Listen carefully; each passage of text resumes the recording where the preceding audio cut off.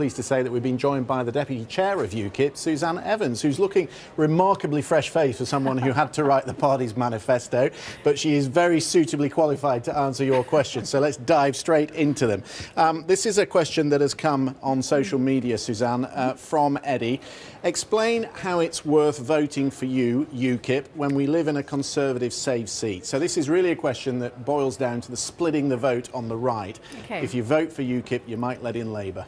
Well, I think if you vote for UKIP, you might just get UKIP. I say there's no such thing as a safe seat, and we've seen that repeatedly over the by-elections that we've had. So the by-election in Hayward and Middleton, safe Labour stronghold. What happened? We only lost that by 600 votes. And I think it's a truism now that if you vote Conservative, north of Birmingham, the chances are then you'll be letting Labour in. If you're Conservative and you vote UKIP, then you might just get a UKIP parliamentary MP instead.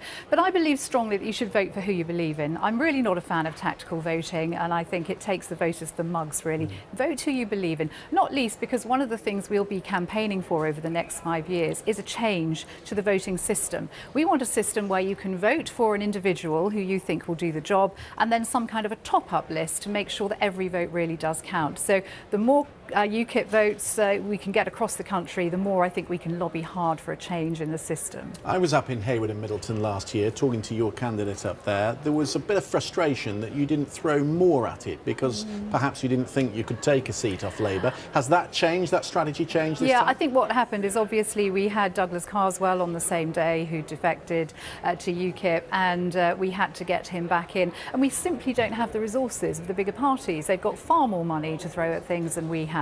And I think that we did that without being able to match them in terms of resources. Just shows how well we can do. OK, moving on. Let's have a look at this next one. If I can bring it up. There we go. It comes from James. Why is Mr Farage under the impression he can keep the EU trade agreements without EU membership? It's not an impression. We know jolly well that we can. There are over 60 countries that trade with the European Union that aren't in the European Union. We actually in Britain do far more trade with the USA, but we haven't had to become the 51st state of the US in order to do that.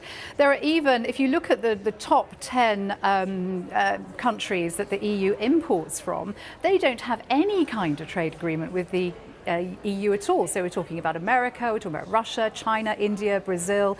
You don't need to be in political union in order to trade with the European Union. And if we left, we'd take back our seat at the World Trade Organization, which means we have much more bargaining power. We can make our own trade deals again. And crucially, once we get that seat back on the World Trade Organization, the EU has no choice but to trade with us. It can't not. But one of the common arguments with what you just set out there comes from Philip. Why do you want to have a Norwegian-style arrangement with the single market? The UK will simply lose out. And there are people in Norway who say it's not all sweetness and light being on the outside. No, that's right, but we don't have much influence inside the European Union at the moment. We might have done when it was first formed and we first joined back in 1973. We had a higher vote share. Now, as more countries have joined and it's got bigger, our vote share has fallen. So I think in the EU Parliament we only have 9%, and that's not just UKIP MEPs, that's all British MEPs.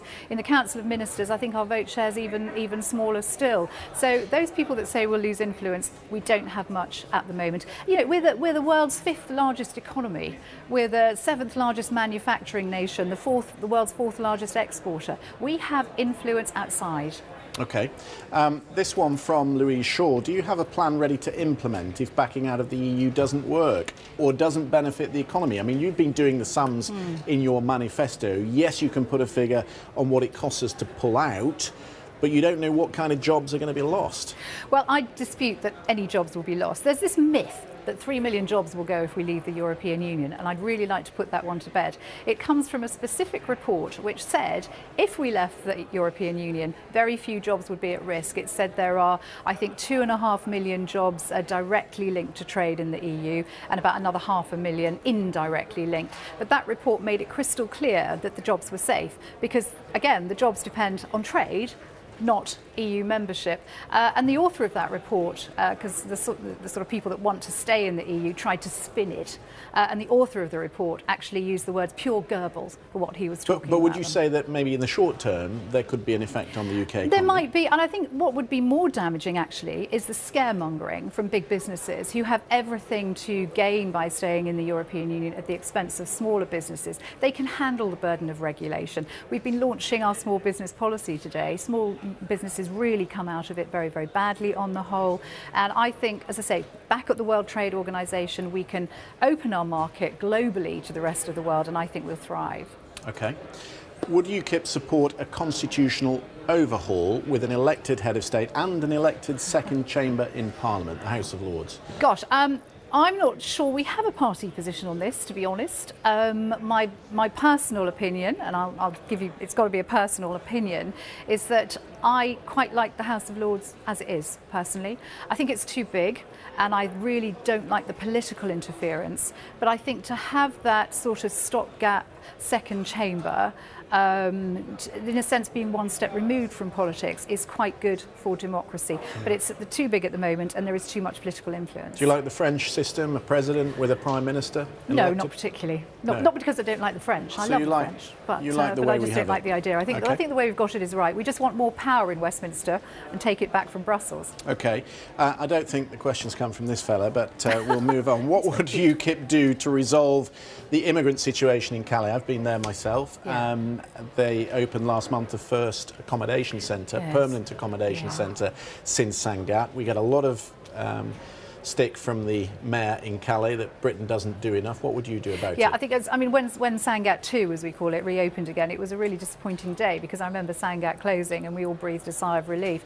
It's the open borders situation, isn't it? This EU insistence on the free movement of people, which makes it so much easier. And actually, as you know, UKIP's policy is we want to have an Australian-style points-based system to control immigration. And I think if we bring that in, that sends a very strong message to the rest of the world that you come to Britain when you're invited, if you like, and you've made a sensible application.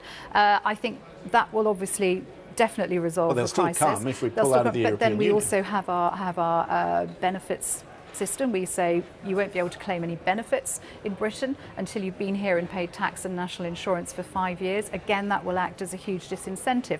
But that said, we are in UKIP fully committed to making sure that we sign up and continue our relationship to the United Nations Convention on Refugees. But just a word, I mean, some of these people are asylum seekers. Of course. And then there is a situation they're seeing in the Mediterranean at the moment. What's the party's policy on that? Because it can't be just build the walls and keep them out. No, of course not. No, and as I was saying, we have to fulfil our commitments to refugees, and there are rules about refugees and who you take, and UKIP was absolutely committed to fulfilling our obligations under the UN Convention. Okay. And get rid of him. Keeps coming into shot. If UKIP isn't a racist party, why are so many racists and bigots attracted to UKIP? Does that worry UKIP? We were looking actually at the share of your vote. 40% of it comes from the Conservatives, but there is a bit of it that comes from the BNP. Yeah, well, I think that's true in any party. We don't allow anyone that's been in the BNP to join UKIP or in the National Front or the EDL or any other kind of extreme racist group like that. We simply won't have them. And if we find that people have lied to us, we kick them out. If people make racist comments, we kick them out.